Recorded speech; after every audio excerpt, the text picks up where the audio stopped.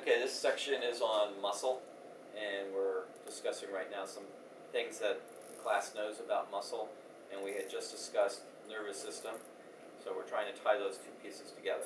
This is what we have on the board so far.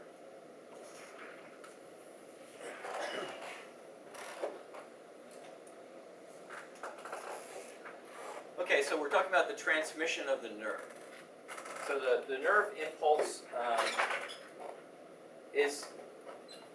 it's coming down as a gradient, right? There's the ion gradient thing. How does the ion gradient fit in with the neurotransmitters?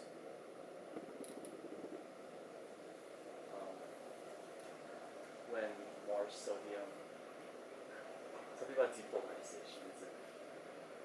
Once it reaches that threshold, that impulse gets sent down to the nerve, and then vesicles that hold the neurotransmitter gets released through the axon. Enters the synaptic cleft. So Okay, so there's two signals, two kind of classes of signals going on, it sounds like. There's this ion depolarization phenomenon, the activation potential and all that. And then there's neurotransmitters. So the neurotransmitters are used when you're going from cell to cell, one cell to another. But when you're just going down the length of a neuron, you transmit from one end of the neuron to the other using this ion gradient, right? You pick up something in a dendritic spine, and then you need to get that to the synaptic cleft. So you've got this distance. And we were saying that, in some cases, those nerves are pretty long. I mean, it can go from your foot right up to your spinal cord. So it can be a meter long, one neuron, possibly. Although that's unusual, but I mean, it does happen.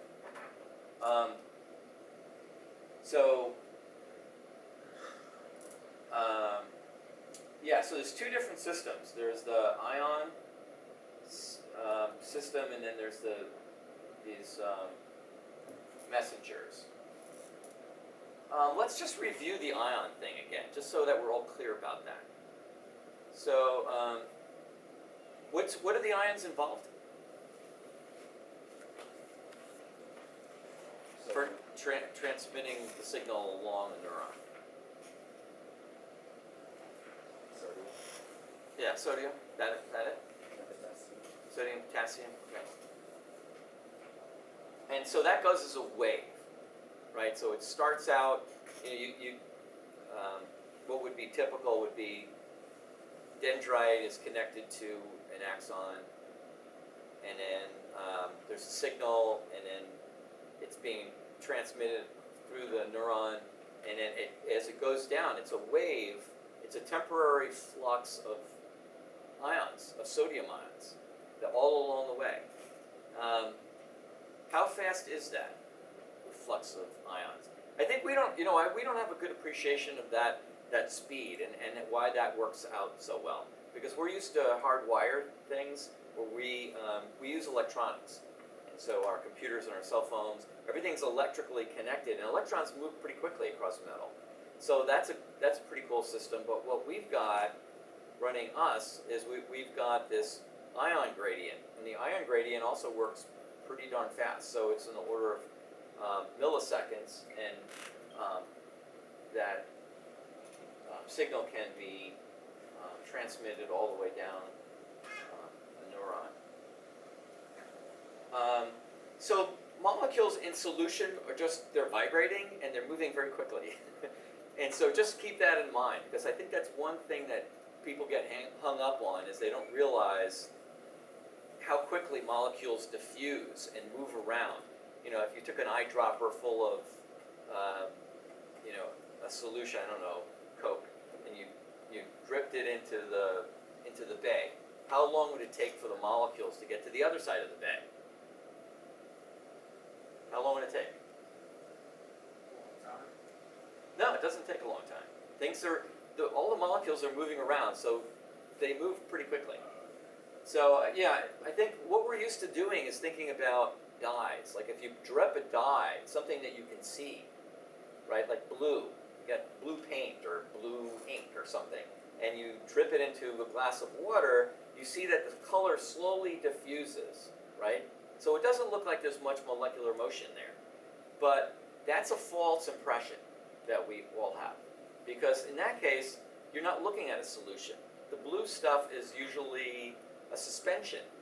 And so you're looking at much larger molecules, and they're not in solution with the rest of the thing. And so those larger things, it takes a while for that to spread out.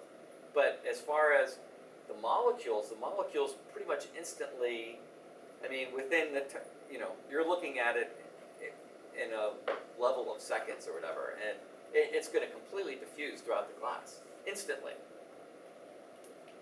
So that's something to keep in mind. I think it's pretty important, because our systems work very efficiently with this ion gradient thing, because the molecules are really moving quickly. And so even in the case where there's a neurotransmitter, acetylcholine, that's present, but it also goes away. It diffuses very rapidly. The molecules the distances are so small. We said that even Daniel's diagram here is a little bit off in terms of scale, because the synaptic cleft is much smaller. It's only a part of the cell. It's not like a whole side of the cell or whatever. But even with that, I mean, it's in very small distances. Those molecules just dissipate very quickly. Although there's mechanisms for dealing with that too. There's enzymes that break them down. It's a acetylcholine diesterase that breaks down the acetylcholine signal. And there's also some recycling of the signal back across the membrane. So anyway, so to get so we were discussing, how do we activate this muscle? We decide that we're going to lift our arm, and in the central nervous system, you're going to send down that signal down to muscle, striated muscle, and it's a combination of the ion gradients and the neurotransmitters that are being used. And the whole thing happens very quickly.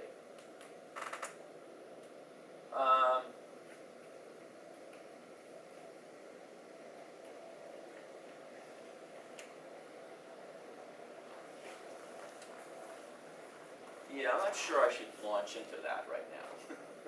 That's what I'm thinking. So what we're trying to do here is we're just trying to get an idea of the things that we know. So we're going to sort of limit how far we go with this. So we do know, though, that there's sodium and potassium, that are the ions. And what about when you get to the muscle cell? Daniel was saying there's acetylcholine. So is there any sodium-calcium ion thing anymore? Because if this was one neuron to another neuron, there would be neurotransmitter also, and then the rest of the impulse would be carried by a gradient, an ion gradient. Is there an ion gradient in the muscle cell? Or is it just acetylcholine to receptor, and then what happens then?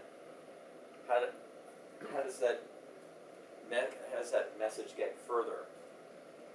How does it cause an effect on the muscle cell? How do the muscles contract? What's the motor in the cell? Of the muscle cell. Yeah, in a muscle cell. The motor is actin. Actin and myosin. Actin, myosin. Okay, so that's the contractile unit, and then we need to activate that. And the actin myosin, they slide, right? We're all clear about that. So they have pictures of that. That's really cool. You can take electron micrographs, and you can see in a sarcomere that there's this sliding of the thick filaments of myosin and the thin actin filaments, and they slide across each other.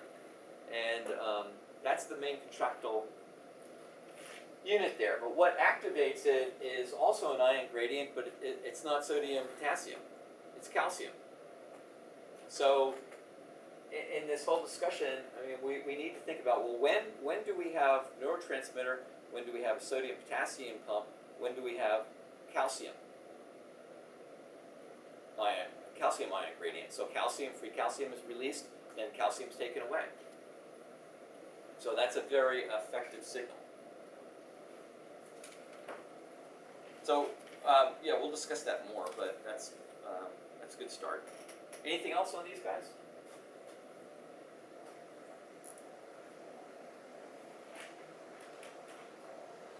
So histologically, these things look different, right? This is a histology class. If you looked at these 3 different cell types, and we'll pull out some slides today too, and we'll look at them, you'll see differences. What will you see?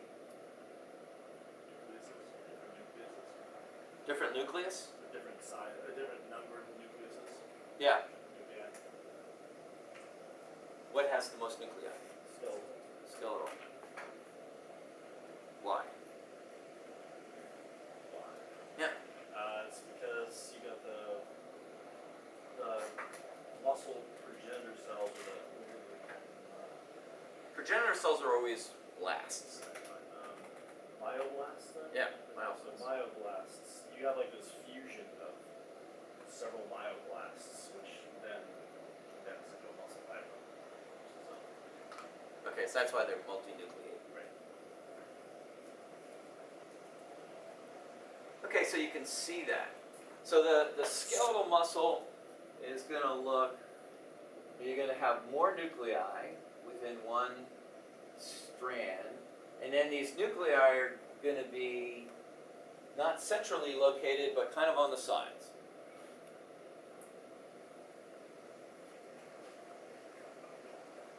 What is that membrane called when you deal with muscle? This is very analogous to the nerve situation where they had special names.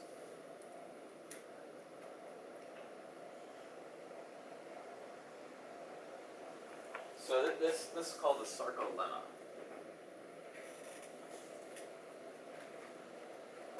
That's the membrane. And so the nuclei and skeletal muscle are right on the sides of the sarcolemma, and they're not centrally located. So that's a dead giveaway. That's one thing that you can say about it. The other thing is that it's striated. So what does striation look like? Stripes. So, I mean, it's really just stripes. Very impressive set of stripes. It's like pinstripes. They're evenly spaced stripes, and there's a pattern to them. I mean, it's a little bit more complicated than that, but they do these different things. So it's real stripes. Very, very striped looking. So everybody will get that correct, right? When we show pictures of striated skeletal muscle, you'll see that, and you'll see that the nuclei are on the sides, so then you'll know for sure that's skeletal muscle. What about cardiac muscle? It's also striated. How does that differ? It's mononucleated. It's what? Mononucleated. Yeah. So they kept saying 1 or 2. They tend to kind of branch out a little bit or something. They're a little less organized looking. But the nuclei are centrally located, for one. But they also have some stripes.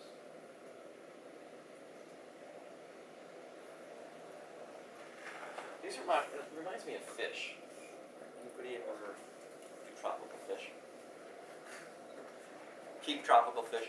I don't know. Clownfish. They have stripes. How many stripes are in clownfish? 3. Did you ever see Finding Nemo? He has 3 stripes. So anyway, so cardiac muscle is also striped, but it's not so tight. The picture in the book shows you, a field of view where it's all muscle, and there's really like very little space between anything. And you see that the nuclei are on the sides, and the stripes are very sharp. Cardiac muscle, there's little stripes are a little bit harder to see, although you can still see it's definitely striated. But the nuclei are in the center, and the cells look a little bit more branchy, like there's a little bit more space maybe. So maybe a little less efficient efficient. It doesn't need as much power, but it needs to be effective. And actually, the description in the book was that the heart is designed to be wringing out the ventricle, right? Because it's pumping blood. So the important thing is that it really squeezes that chamber, squeezes the chamber, and all the blood that's in the ventricle is then sent on its way through the body. So it's kind of a ringing action, and so and it's rhythmic, and so it doesn't need to be as powerful as skeletal muscle. I mean, we have bursts of power in our skeletal system, but we don't need endless power. We need consistent performance, and we basically need the ringing action to work well. Nothing else. It's all about just getting that part of it to work. So that's what cardiac looks like. What about smooth muscle?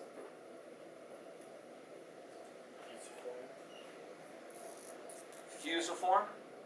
What does that mean? It's like, thicker in the middle and thin on the sides. Football shape. Okay. Kind of drawn out. Yeah, and the nuclei are they're also elongated, but they're also centrally located. You want to try the fusiform?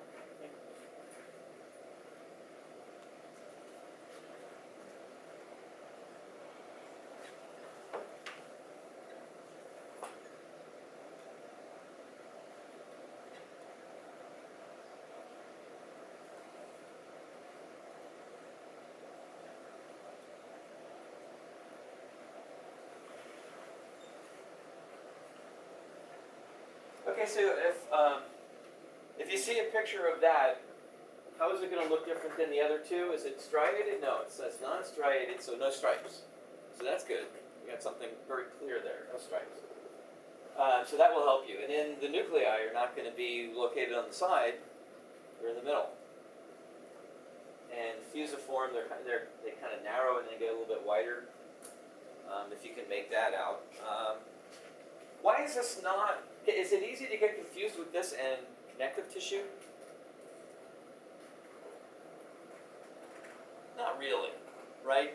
So when we were first introduced to the different types of tissue, we were introduced to epithelia and connective tissue, and then nerve and muscle. And according to these guys, that's the 4 types of tissue. And so it's a different animal. So it shouldn't really be confused.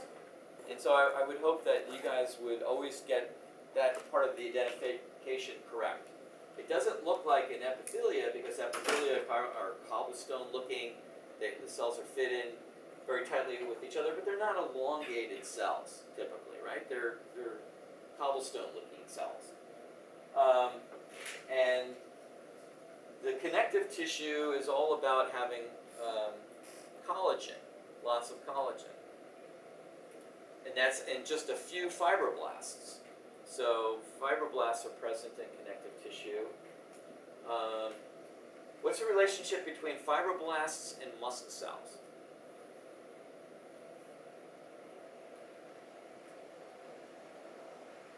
Are they related or like really totally different? They're totally different? I think they're kind of related. The muscle comes from the mesenchymal layer. So therefore, in terms of development, it was derived from mesenchyme, which is connective tissue stuff. So the relationship between fibroblasts and muscle cells is pretty close. And actually, when you get inefficient, a situation like smooth muscle, you actually have some extracellular matrix there, a little bit of collagen and stuff is around. So that's because smooth muscle is contracting; it doesn't need the power, and it's not. It doesn't need the force of skeletal muscle, and it doesn't have the heavy, constant contraction requirements of cardiac muscle. But where does smooth muscle operate? Give me an example, an organ or type of Small area intestine. the small intestine. Yeah, so some kind of involuntary rhythmic pulsing, but it doesn't need to be endlessly strong. It just needs to get the goop going, kind of thing. And same thing with blood, like in veins. There's contraction. Some contraction help the help the blood move along. So there's smooth muscle is kind of a transition between mesenchyme and muscle. Don't quote me on that exactly, but I mean it's like that. It has some mesenchyme in it, and that there is some similarity between smooth muscle cells and a connective tissue type cell. They mentioned the pericyte. Pericytes go around capillaries, and there's the endothelial cell, and then there's smooth muscle cells or pericytes. And it's part of that construct. Okay, so you won't get confused, promise me, with connective tissue with this. First of all, it's very cellular. You don't see any kind of fiber.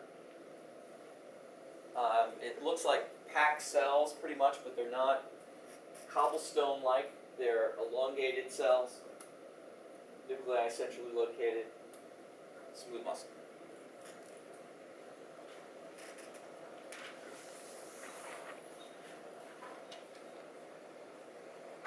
Okay.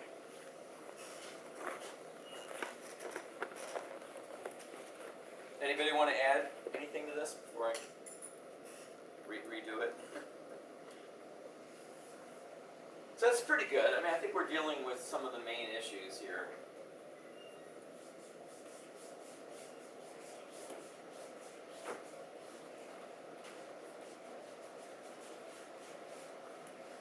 So I'm going to redraw some of this stuff, but just to go through it in kind of a more organized way.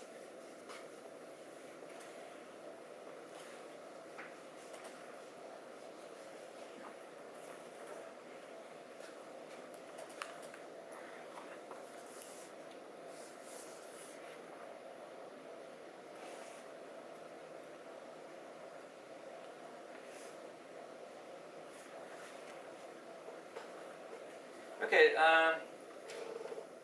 so when we were dealing with nerve, the membrane had the neuron. We had a bunch of different names for parts of the cell, and the reason for doing that, we were saying, is that they're really trying to figure out what neurons do, and so they're really dissecting the function very specifically, and as it turns out, I mean, the areas of the cell are different. I mean, this polarization, for example, the sodium-potassium pump, this wave of polarization, the action potential as it moves down the neuron, that's pretty different. So the membrane of a neuron is different. So then we called that membrane a neurolemma, and they had different names for things. So the rough ER was called Nissl substance. You know, it's kind of a grainy material inside of the body of the neuron, and it's just a rough endoplasmic reticulum, but they gave it a special name. Well, anyway, so in muscle cells we give everything special names too. So we have the sarcoplasm.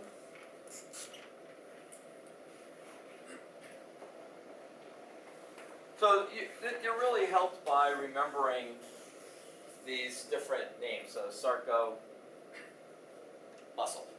So whenever you see that, you think, okay, muscle plasm.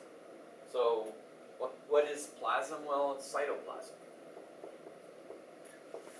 And the cytoplasm is all the contents inside of the cell, inside of the membrane. Sarcoplasm. And then the sarcoplasmic reticulum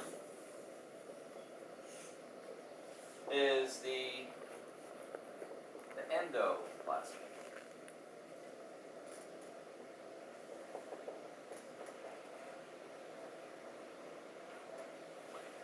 And the membrane is the sarcolemma.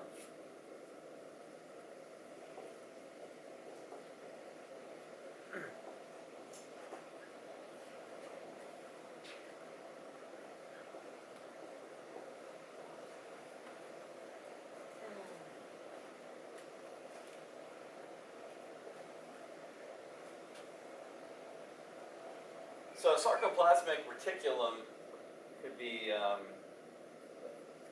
SR or SRE, sarcoplasma, cell membrane, sarcoplasm.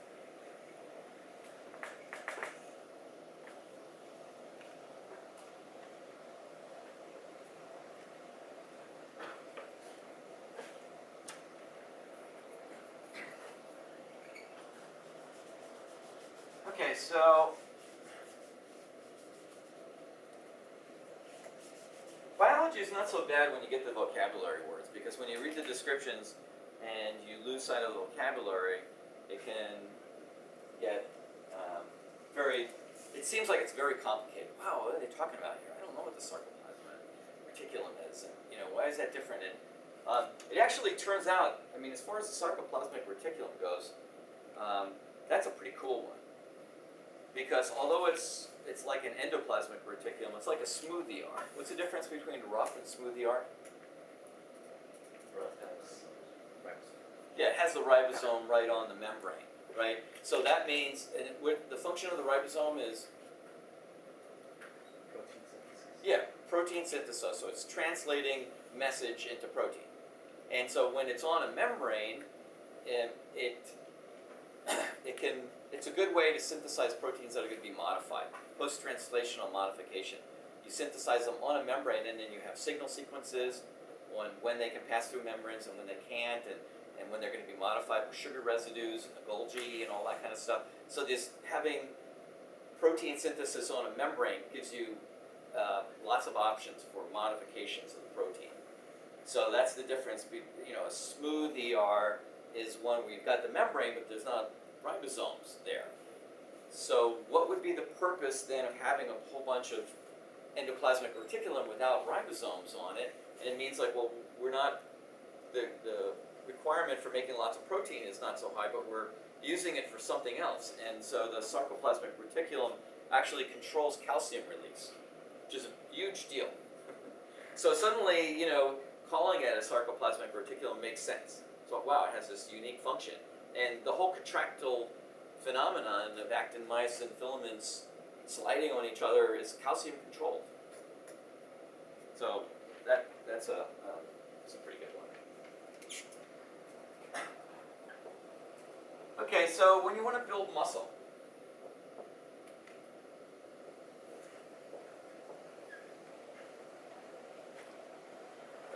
there's hypertrophy and there's hyperplasia.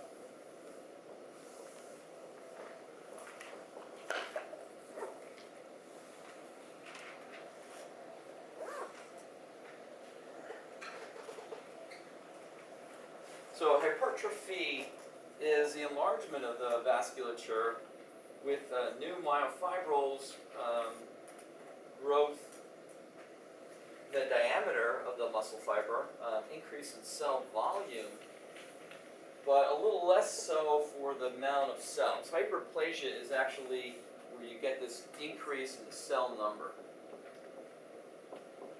whereas this is kind of more of an enlargement, thickening kind of phenomenon, although there is some new cells in this also.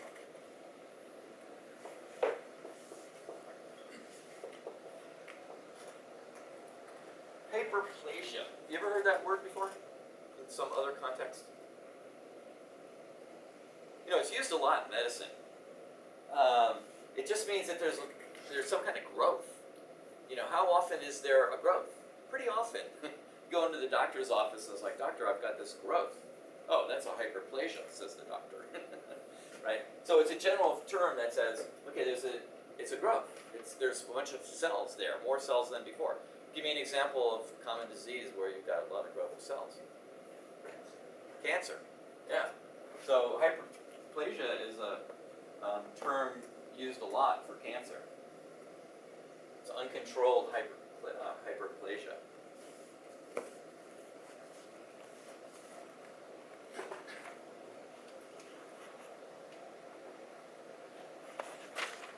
If you're going to get new cells in skeletal muscle, this is a kind of a cool thing. If you're going to get new cells in skeletal muscle, where do they come from? Can the skeletal muscles those cells just divide? You know, because as we were saying that the skeletal muscle started out as these myoblasts that fused, and then you've got these long strands that are multinucleated. So it's pretty darn hard to replicate that thing. Once you've constructed it, it's hard to make more of them. Just simply, you've got all these nuclei and they're all connected in one fiber, and that gets to be pretty tough. So then you're going to need a specialized cell to pull that off, and it's called what? This extra cell that hangs around. Called the satellite cell.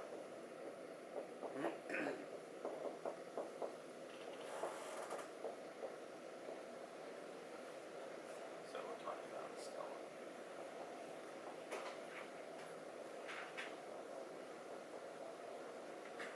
So because it's so difficult to form new muscle fibers, you're going to need some dedicated cell to help do that when you've got a real need. And so these satellite cells are, what kind of a cell is that? General name for a cell that creates potential for making a bunch of new cells.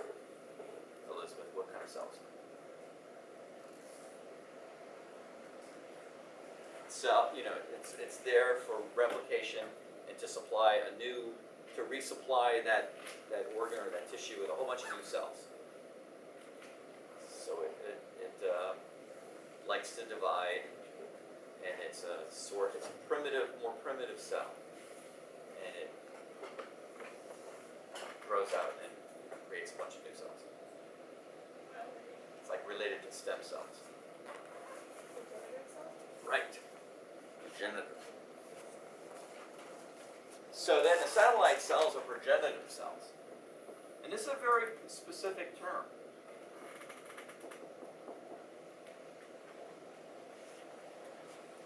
Because progenitors are, just one step past stem cells.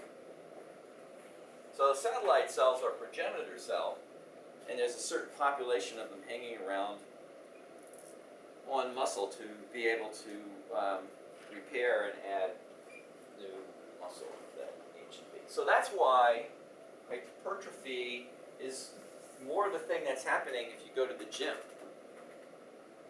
Right? You're thickening those muscles, but it's not so much hyperplasia, although that's possible. But if you're going to get increased cell number, you're probably going to be activating these satellite cells to create some new fibers. So it's mostly hypertrophy, pumped up.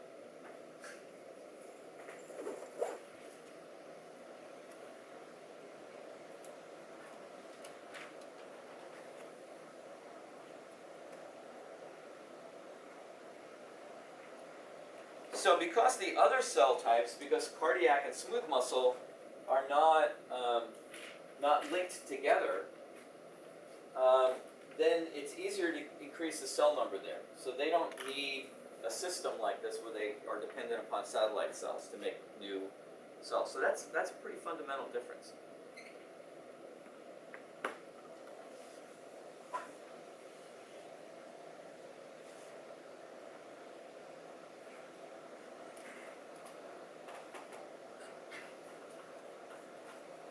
Okay, now next on the organization of a muscle. So Christian had come up here and he had written down the epimysium, the perimysium, and the endomysium. And just to clarify that, so I'm still not projecting things from the book, but you can see it in figure 10.3, and they show you that that the basic unit there, when you have just individual muscle fibers, there's a very thin membrane that goes around that, and that's the endomysium. And then when you've got a bunch of these units put together into a fascicle, then that's covered with a membrane, and that membrane is called the perimysium. And the perimysium is actually, because it's around these groups, so if these are the individual bundles of fibers, and then This is the endomysium here, and then you've got a bunch of these together, and then you're going to many more than I can draw. So we'll draw 4 just to give you an idea of this group. So we then this membrane around that's the perimysium.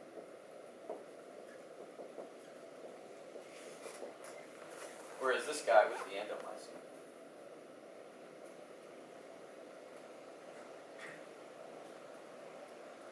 And then when there's a bunch of these larger things together,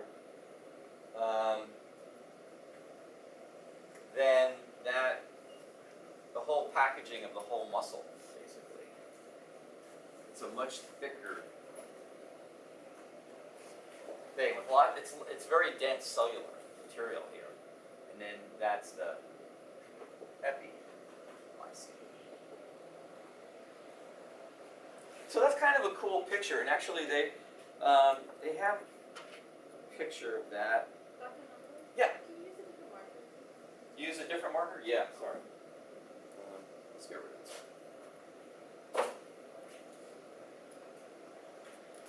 It's the only black one I have.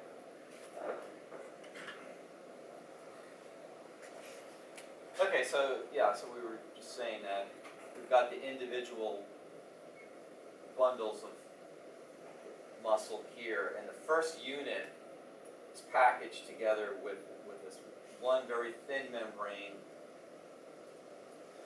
which is made of collagen, and this is the weakest grouping of all, but this is the endomysium.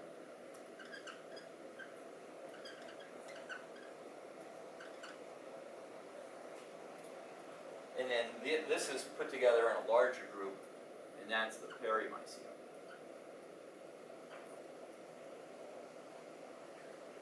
So the perimysium is not the group, it's the membrane. It's this membrane that goes into packaging this thing. And that group here, that's called the fascicle.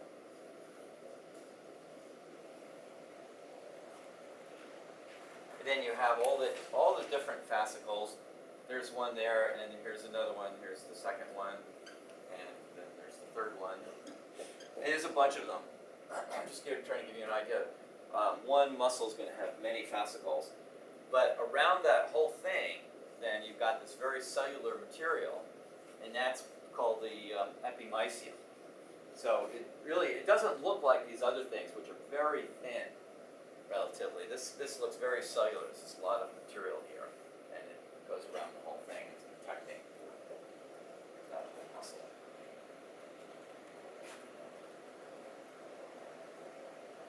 So what's the function of having these enclosed in membranes? Well, it actually helps to transmit some of the contraction, too. Because you've got these cells moving, but if you've got something solid on the outside, the whole unit is going to be moving. It makes it kind of more, hangs together a little better, I think. So, they say that the collagen in the connective tissue actually helps transmit the force. So it's not a minor thing to have these, have them with membranes around them. And the other thing is that membranes, they're kind of connective tissue-like. Perimysium actually not only is on the outside, but it's going between these clusters as well. And in there's blood vessels, and there's nerve. So it's got the basic unit. You've seen this before, and you'll see it again. All these organs, they need 3 things. They need blood going in, blood going out, and a nerve. And a lot of times, well, we saw it with bone. Right, remember? Canaliculi and all that. So there are these holes in bone that allow, that are there so that you have blood supply. And, never forget about the blood supply, because that's why I wanted to have us, study that first.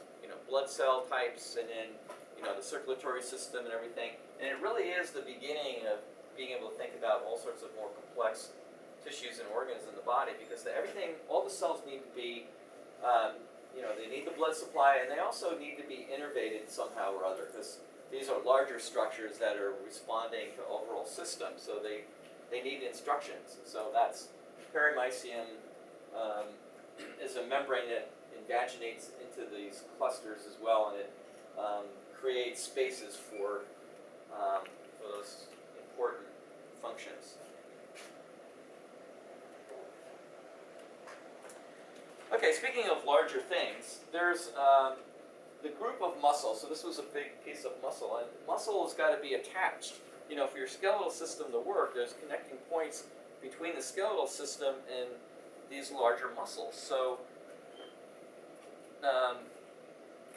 we've all heard about tendons before.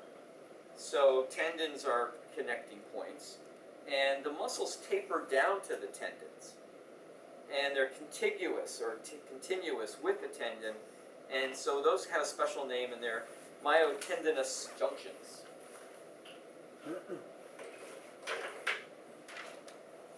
So on a gross level, here's a muscle, and then the muscle's tapering down. This is a tapering here. It's getting thinner, right? And in this area, it's going right into a tendon here.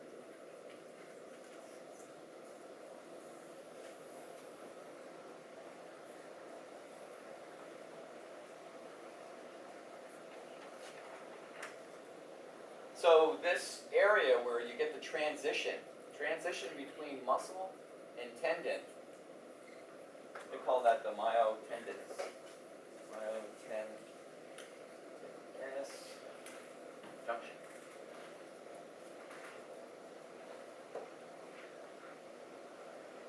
And the pictures are kind of cool, actually, of that, because you can see the transition. That's figure 10.6. You can see what looks like muscle, and then suddenly it's orangey looking. It still looks like it has some of the same stuff in it, but maybe there's going to be a clearing out of some of the cellular material in the tendon.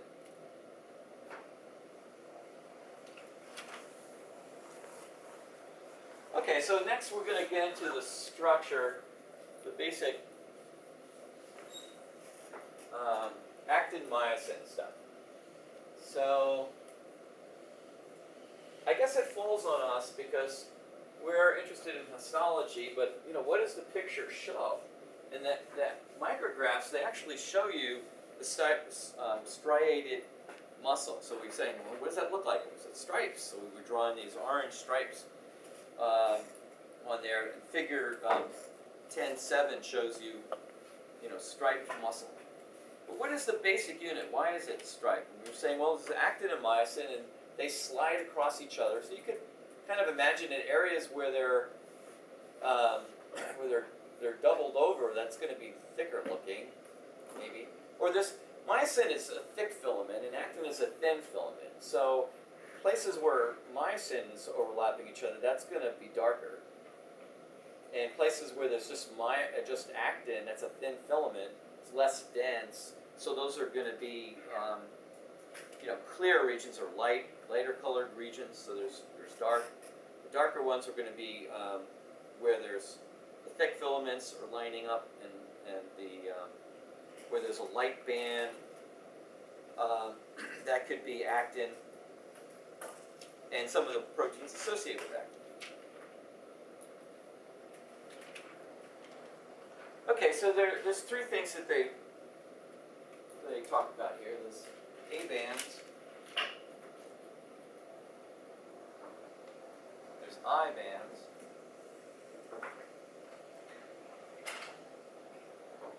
and there's Z bands.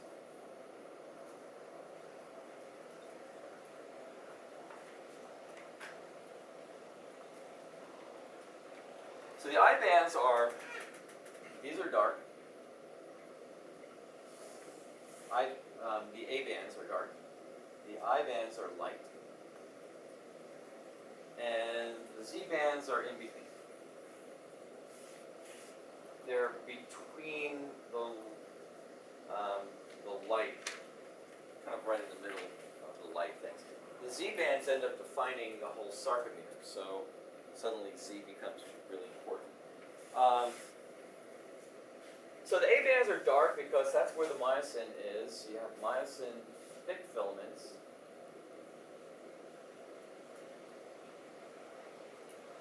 So no wonder it's dark, it's dense. And the light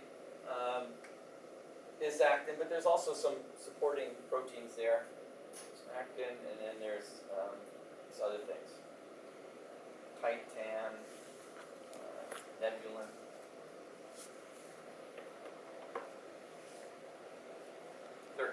These are what we'd call accessory proteins. They help anchor the filaments.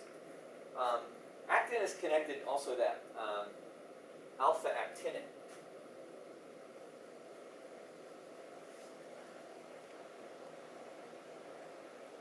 Because there's no sense in having a filament unless it's attached to something. You're dealing with muscle, and it has force.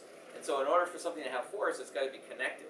So it's all about figuring out how these molecules are connected. And in this case, actins are connected through alpha-actinin. So the figure it's a pretty decent figure actually. Starting with figure 810.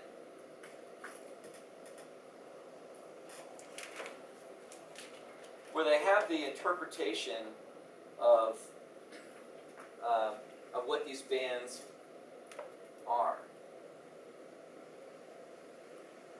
So there's a dark line, and then there's two light areas, and then there's a dark area here, very dark area, and then a less dark area, and then some space and something in between. Yeah, we haven't solved this thing with the disk yet on here. The IT guy is going to come down here tomorrow with me, and we're going to see if we can solve that. I probably could go online and get you some pictures of this, but I think it's no big deal. You've seen this kind of thing before, right? The dark areas and the light areas. And so the molecular interpretation of this is really, it's very convincing. There's these thick myosin filaments here, and this area is basically the darkest area here, and that's where you've got these thick myosin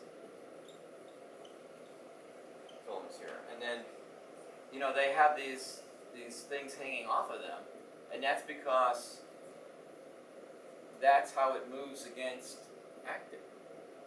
These are the head regions of the thick filaments, and they form these. They attach, and then they slide, and then they release. They go through this cycle of kind of grabbing on and pulling along their way to go up the actin filament. So, and then there's this spring thing here. I mean, so this is it's a very specific structure. So, the reason why I'm even talking about this is because you do see the striations. And the cells are, the tissue is striated because of the sliding of actin and myosin. And look at this diagram on 10.8, and you'll see that they know that in the region, in the densest region here that contains, they call this the H zone here in the middle. H zone. And this area, this whole area here is called an A zone. So this dense area is where the thick myosin filaments are lining up, and then it gets less dense when you're dealing with actin. And so the actin filaments are right here. It's actin. Draw it a different color.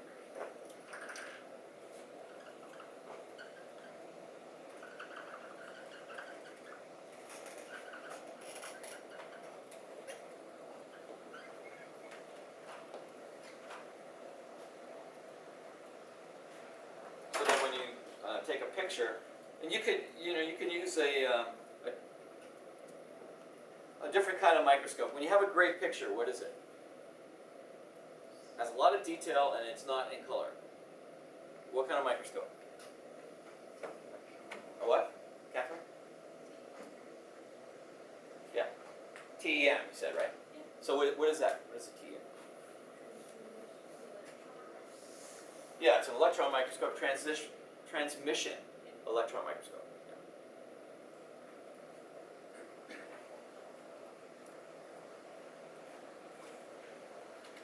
Why would we use a transmission electron microscope? Higher magnification, better resolution, you can see lots of detail, right down on molecular level. So that's why, when we were looking in the light microscope, we saw striated material look like stripes. And, they're kind of pretty, but you don't get any more detail. If you really want to see what's going on and you want to see what looks like these fibrous material, and then they're darker, you see that just the one stripe is not just one stripe. There's actually it has this much more complicated pattern to it of dense areas and then less dense areas, and you pick all that up using the electron microscope. And so what we were drawing here, this pattern here is an electron microscope picture of where they're able to label A zones, and within the A zone is an H zone, and these different zones of dark and light, and it's just a lot of detail looking at what we saw in the light microscope is just a simple stripe. Here we can pick out that it's actually a couple of different types of stripes, and it goes right back to the molecule. And that makes sense because an electron microscope is able to magnify up to kind of the molecular level. It's right at that interface between solid stuff and molecules. You can visualize DNA with an electron microscope. You can see molecules on the DNA, RNA polymerase. I worked in a lab in graduate school where we were very interested in RNA polymerase since the beginning of expression of a gene. You have the DNA, and then RNA polymerase comes on and it transcribes the DNA into messenger RNA. So it's moving along the DNA. But we had a collaborator that did some electron microscopy and was able to show us the polymerase molecule, and you could see the line, and that line was DNA. So you're actually, kind of seeing the molecule at that point. It's pretty impressive. So that's what they use to pick up this detail about what is in a muscle cell in A bands, I bands, and Z band. A band is the darker stuff. So we were just saying if it's A zone, that's the A band. The I band is is where this actin is. So this is I band stuff on both sides of that. And then in between these lighter areas is this one line, and that turns out to be the Z. And the reason why that one's important is because between two Z bands, that's a sarcomere. So that's an important term. It's the basic unit of all muscle. So you would have to know that. Sarcomere. Sarcomere is one contractile unit, kind of like if you're using your hands and saying, okay, well, the contraction is these two structures sliding across each other. So it's actin and myosin, they're sliding across each other in one unit, one set of hands. That's a sarcomere. So it's Z to Z.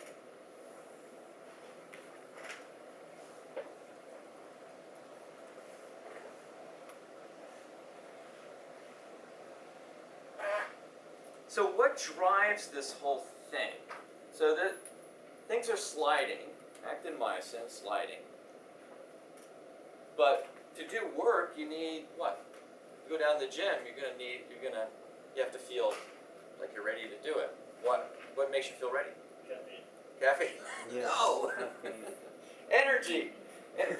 Yeah, you have to feel energized because you've been eating some good food or whatever, and so you're ready to burn. You're ready to burn some energy. You've been sitting around. You just got through with a long class on histology, and I need some blood flow. I need to pump up a little bit. I'm ready to experience hypertrophy. So if you need energy, the energy currency of the cell is what?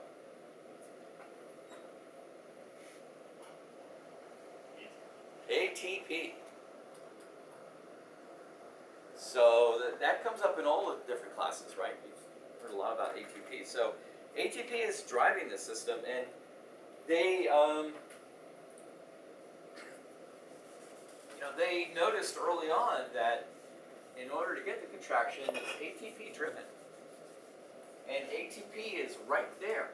I mean, the molecule is right there in the presence of actin and myosin during the contraction.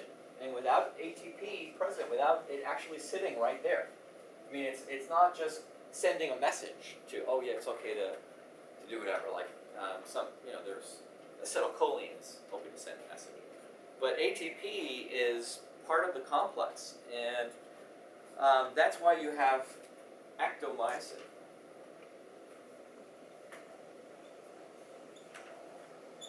Actomyosin is just ATP,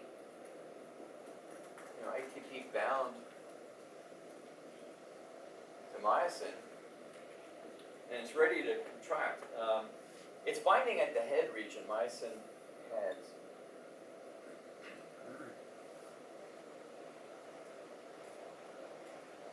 So to use ATP, you're going to have to break it down. What does ATP broken down to? ATP goes to, right, ADP. And then there's just one more what? Phosphate. Yeah, phosphate.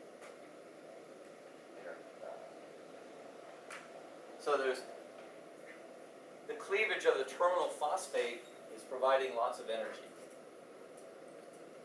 So the enzyme that catalyzes this reaction of breaking down of ATP is called what? Even if you didn't know the answer to that, you could tell me. Because enzymes are, when something is an enzyme, it typically is what? ACE. Right? So there's kinases and proteases and enzymes, biological enzymes, with some word, and at the end of it is ASE, ACE. So the enzyme that breaks down ATP is an ATPase.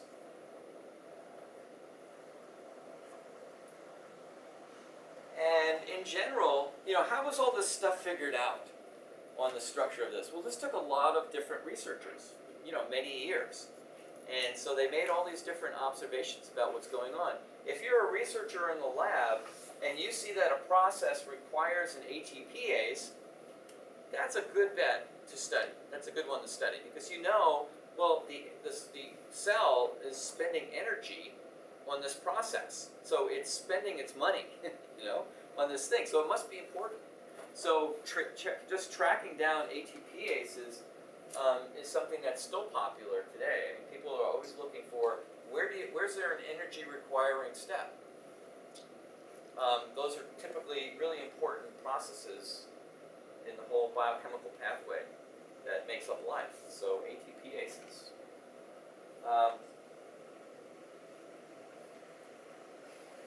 So in order to get contraction, you use an ATPase, and they would say ATPase activity, which is just kind of a general way of saying, well, ATP is broken down to ADP, and so there's an ATPase activity in this whole thing.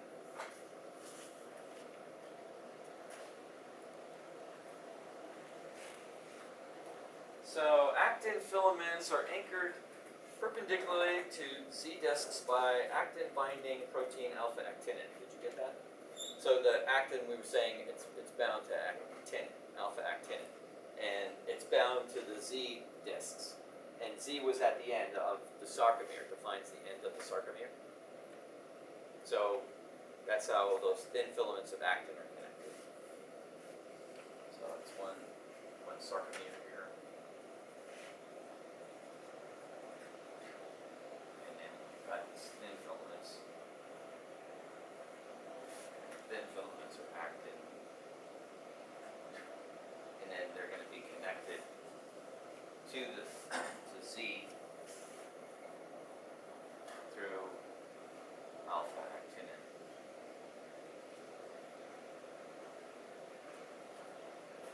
And then you've got the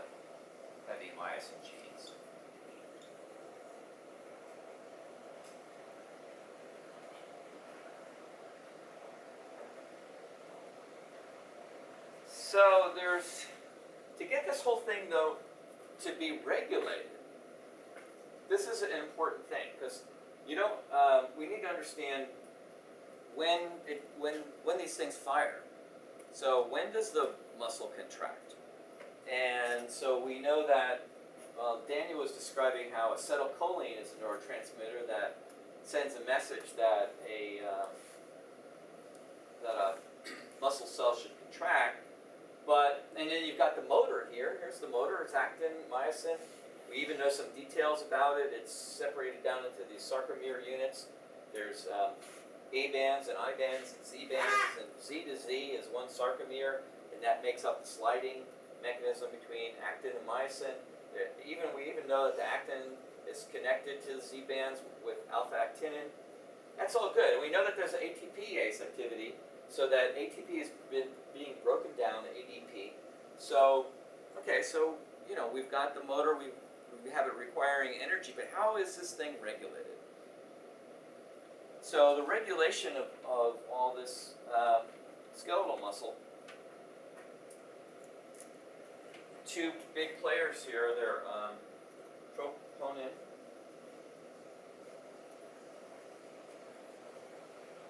and troponin has three subunits that they call TNT. I don't know, TNT is easy to remember, it's like dynamite. Troponin, and this binds calcium. Aha! So calcium ions, plus plus. I could write 2 plus. I could either write 2 plus or I write 2 little pluses. Calcium ions.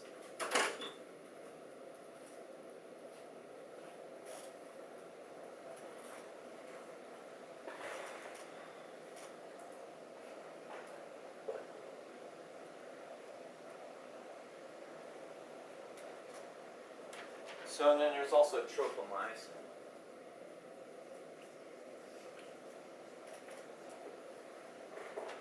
So in figure 10.9 in the book, they have tropomyosin got an actin sort of just going along, and then I'm trying to draw filaments of actin. So you've got tropomyosin is these big strands that are kind of wrapping up the actin.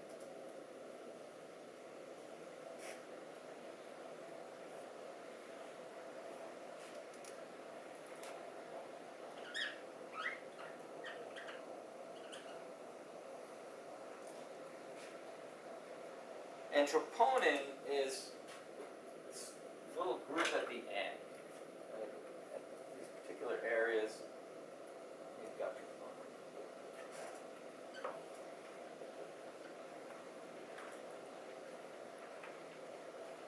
And we were saying troponin is the thing that binds calcium. This binds calcium.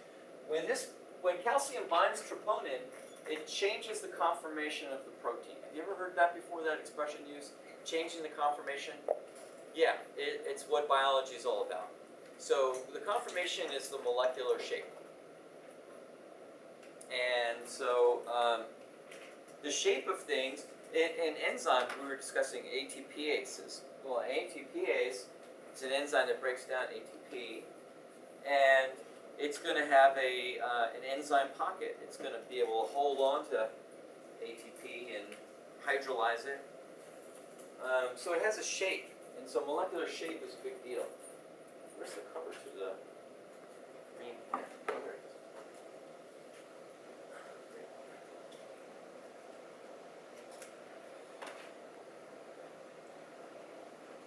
is. So this is a calcium binding site here. This is not a good pen either. Now that the school announced it has 25 million. What the heck? Let's use it.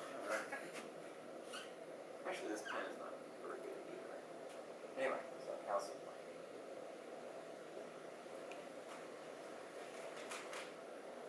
So what triggers the muscle to contract is actually calcium.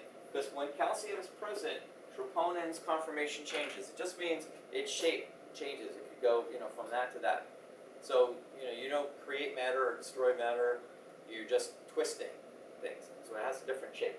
So when its shape changes, it has effect on tropomyosin, and tropomyosin is helping to control the availability of the actin filament for myosin,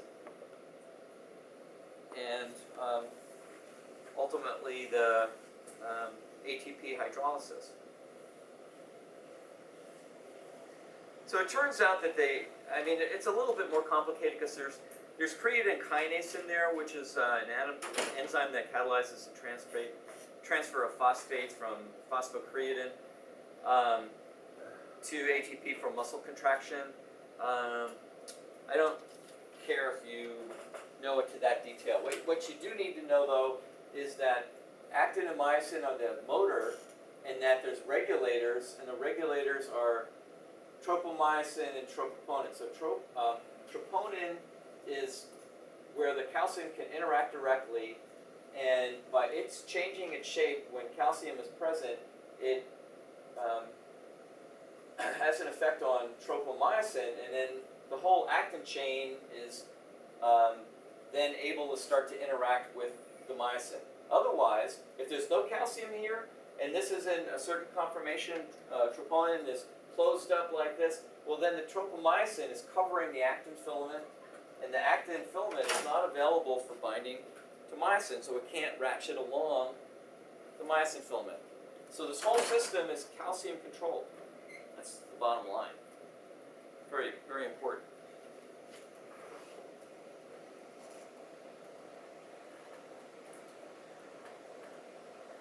What percentage of protein inside of a muscle cell is actin and myosin?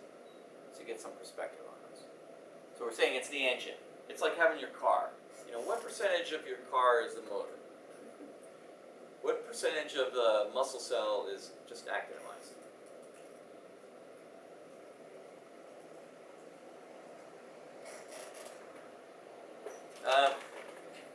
Well, they claim it's about 50%.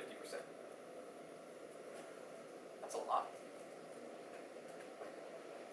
It's a car with a big engine.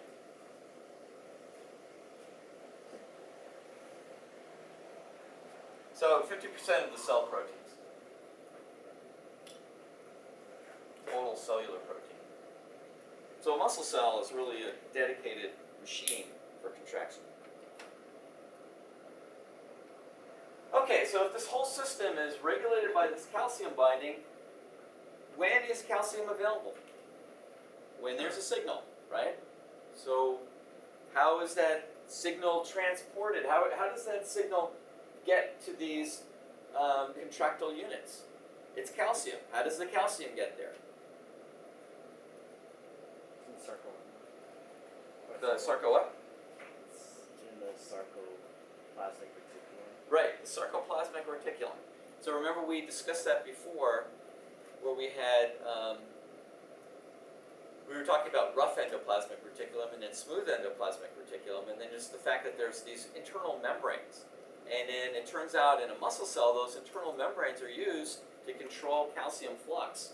So they do deserve their name sarcoplasmic reticulum because they're not doing the normal endoplasmic reticulum thing. They're actually regulating calcium, and they're shuttling around the calcium so that these units can contract. So that's an interesting thing too. So just think of the scale. You have to think of the size of these things. So suddenly one cell becomes pretty big, and within that cell you've got these multiple motors, these units of actin and myosin, and so you're going to need to, all of those molecules are going to need to see calcium. So we're at a small level. We're like transmission EM type stuff. We're looking at a really small level and looking at a particular sarcomere. So there's more than one sarcomere though within a cell. So there's lots of these lots of the actin myosin bundles that make up a sarcomere within one cell, and all of them need to see calcium at the same time. The calcium's got to be kind of uniformly present, and then it's got to be uniformly taken away. So it's not a sloppy system. I mean, this is the thing that's turning on contraction, just the calcium. So when you want to get calcium in there, you have to have a special mechanism for doing that. You know what that is? What is a structure for getting the calcium distributed to all those sarcomeres that are within one muscle cell? So it's the T2. T stands for traverse. So let's see.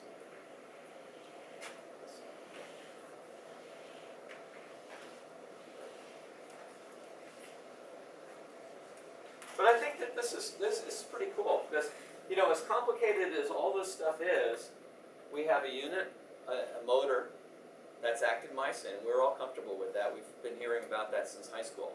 That actin-myosin causes contraction. We know it even works in a cell. Slightly different actin, but it's part of the superfamily.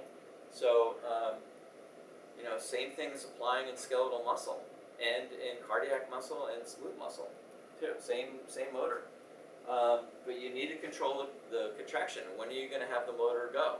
Well, you know you need energy for it, so it's got to have ATP present. But the presence of ATP doesn't control whether it contracts or not.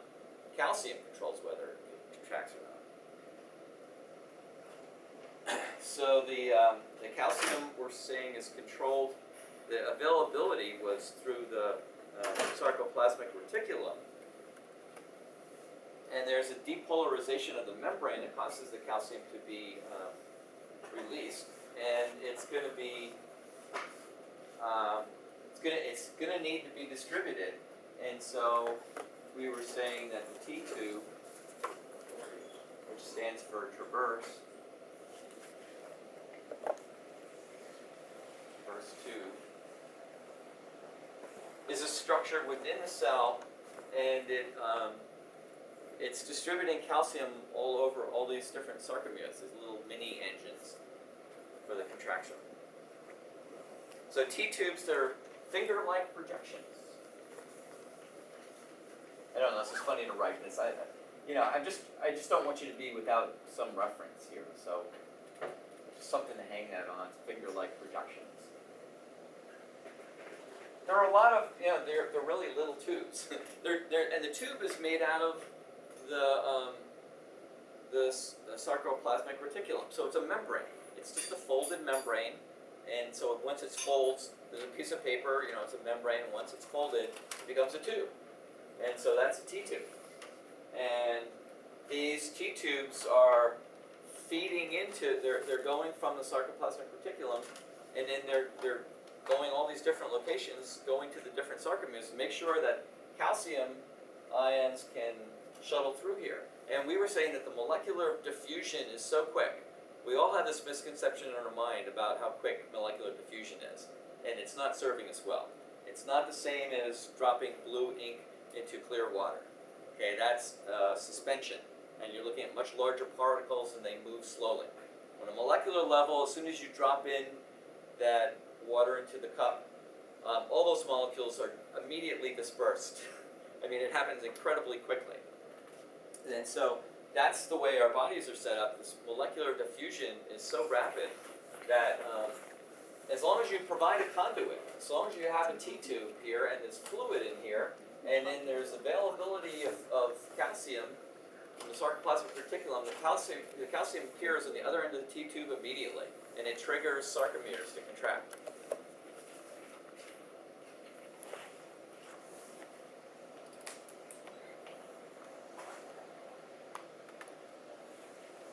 So the type of nerve that innervates this whole thing is a motor nerve, motor neuron, motor nerve synapse. So we're getting pretty close. We've got a pretty good picture, I think, of what's going on.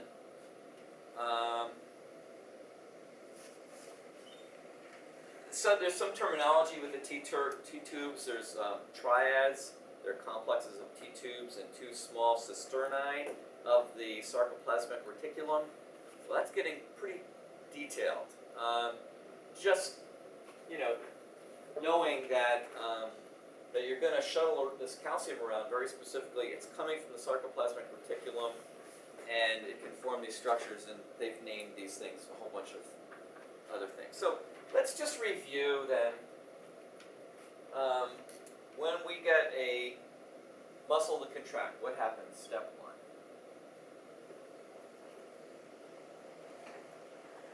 So this step one is where Daniel left us off, where he had a cell and it was connected to the axon, and there was the synaptic cleft, and there's a signal, acetylcholine was going across, and then that's going to be a message for this cell to respond.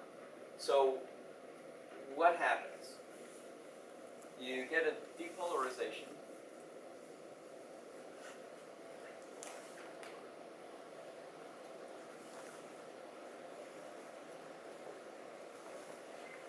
Of the sarcoplasmic reticulum membrane.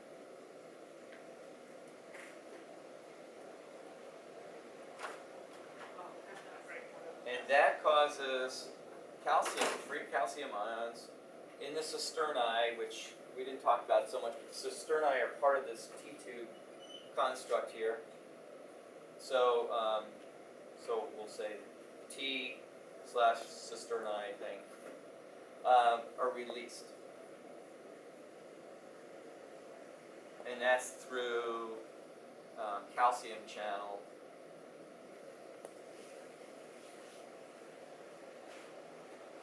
In the membrane.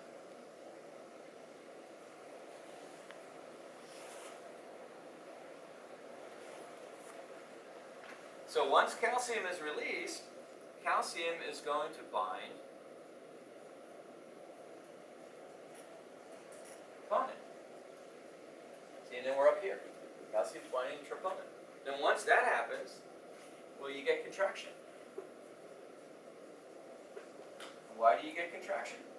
Because this calcium changed the conformation, the shape of the troponin, changing the way the tropomyosin is protecting the actin from interacting with myosin, if you will. And it's not a precise way, but anyway, that's close enough.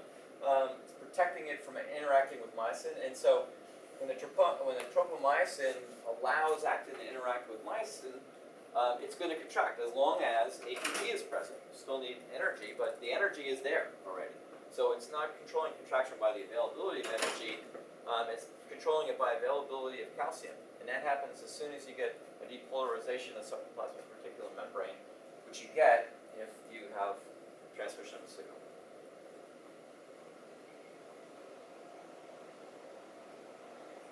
So this junction here that Daniel had drawn is what?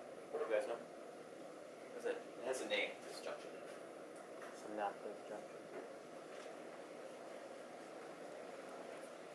What junction is that? Exactly, neuromuscular.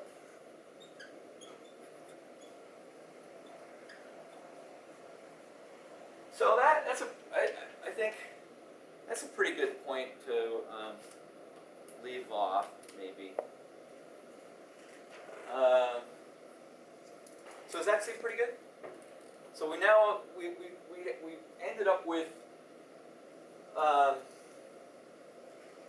the interaction between all that stuff we talked about last class with the nerves, and now we're dealing with motor neurons, and that they're activating a muscle cell, and they're transmitting their signal through a neuromuscular junction, and now we know that the steps that are involved, just depolarization of the sarcoplasmic reticulum membrane, and that there's going to be free calcium released through channels, and we discussed the T2 transverse tube, and that makes calcium available to all of these sarcomeres. And so it's a way of distributing the calcium, and how fast is that? Super fast, because as soon as you, on a molecular level, as soon as you introduce a molecule in solution, it immediately appears at the other end pretty much instantly. And we're not used to thinking that way, but that's the way things work. There's a lot of molecular motion, and we're just not used to thinking about that. So then you get contraction of the muscle cell. So what we're going to do is we're going to pull out some slides, and we're going to try to let's look at some of the nerve ones again, but we'll pull out some of the muscle ones, and try to look at least the 3 different types of muscle. So I want you to make sure that you look at skeletal striated muscle, that you look at cardiac muscle, and then you look at smooth muscle. And then see if there's any example where you can see motor neurons connecting to a muscle. I don't know if you'll be lucky enough to see that, but and then we'll also have some of those nervous system slides out as well. Any questions on this stuff? So what we're going to do is, so it's Wednesday today, so next week we're just going to do the digestive tract, and then that following Monday is the exam. And on the digestive tract, we're going to try to do sectioning of biopsies of small and large intestine that we've got. And we'll stain those with chemical stains. And then once that's successful, we'll also try staining with a fluorescent stain fluid, but possibly other antibodies. I just don't know. But the intestine that we have is actually pig. So I'm not sure that the antibodies will work, but I know the fluid will work. So it'll give us an opportunity to look at that again, and it turns out that the scope works very well as long as it's focused.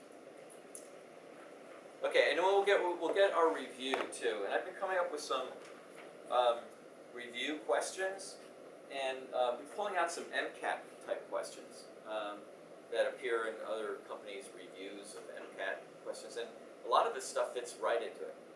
There's, it turns out the background that we're getting is very good for those sorts of questions. Okay.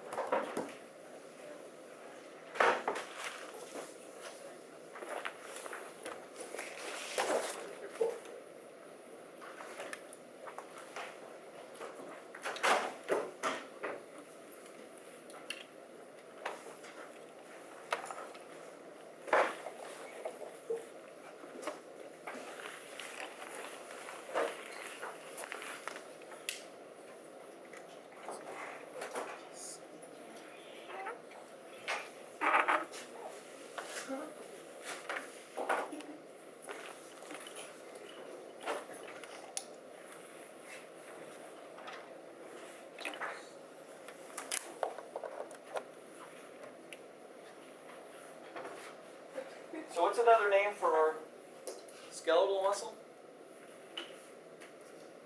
It was the only one that was voluntary. So on the slide, I just noticed here that it's labeled as voluntary and involuntary.